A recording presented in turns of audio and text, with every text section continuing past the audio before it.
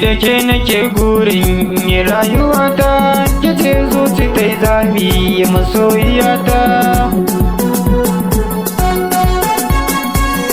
Da ke nake gurin yi rayuwata, ke ce zuci ta yi zafi masoyiyata.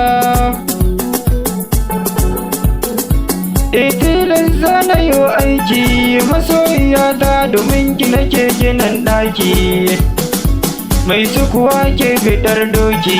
Idanuwa na gidan juyo su kalle ki, ke ce raina waye zabi masoyiyata. 'Yan mata babu tamkar ki, soyayya ki bani in baki, to kar ki bar ni zafin so ya fi lantarki.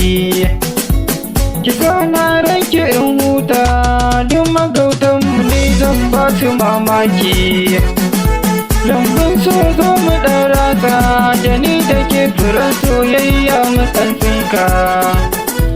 Ki zo ki mu je ga ɗan koli, masoyiya zo ki ɗau kwalle ki ɗau sarga. Ranar tafiya gida nasa, don ki lissafa ranar zo ki ɗau warga.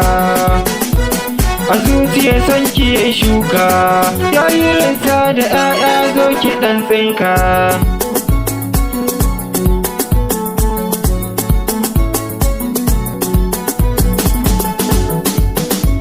Akwai daɗi a soyayya, babu shakka idan ka samu mai sanka. Kyawun ka baya zama kamar muli, na gane hakan ga wanda yake ta ƙaunar ka. Mallakin zuciya tana baki, rufa ki saya ta kalki bari ta silwanta. Kar ki bari ta yokuna, to kin gabar ruwa gata ne gurin shuka. Kwakwalwa ba ta yin aiki, dare da rana a kullum sai tunaninki. Idan an farta sunanki, zuciyata a take take ta yin shauki.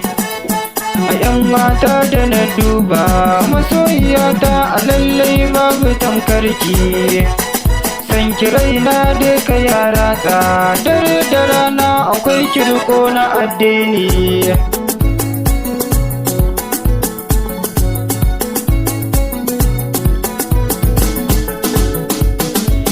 Domin shari'a a je kotu, ɗauri na aure ko sai dai ai kiran malam.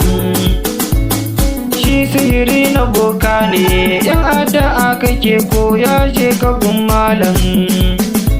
Sauka za a yi ta ƙur'ani, shin wa ake biɗa kun san dole sai malam. Kai a lallai sai da kai malam, babu shakka kai ne ka ɗaura aurenmu. Kada mu rena ɗan malam, wata rana shi ma zai zamo malam. Ibrahim ni nake waka, baiwa ta Allahu na gode ina ƙari. Allah ƙaro talatinka, gurin habibinka annabi shugaban alam.